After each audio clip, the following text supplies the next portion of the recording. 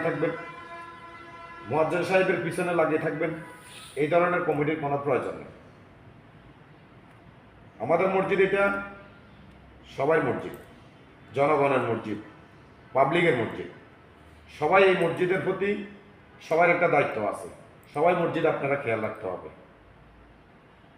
মসজিদের লাইট একটা কেন জ্বলতেছে এটা ইমাম সাহেবের থেকে জিজ্ঞাসা করেন, মুয়াজ্জিন সাহেবের থেকে জিজ্ঞাসা করেন।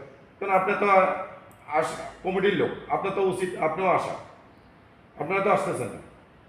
মসজিদের কমিটি বানাইতে হইলে প্রকৃত যারা মসজিদে 5 ওয়াক্ত নামাজ আদায় করে, আমি মনে করি যারা প্রকৃতভাবে 5 ওয়াক্ত নামাজ মসজিদে আদায় করে তাদেরকে কমিটি বানানো প্রয়োজন। আর যারা মসজিদে আসবে না, নামাজ পড়বে না, এই মসজিদের কোনো সভাপতি, কোনো ক্যাশিয়ার, কোনো কিছুই আমি মনে করি বানানোর কোনো প্রয়োজন নেই। ঠিক আছে, আমার কথাই এতটুকু।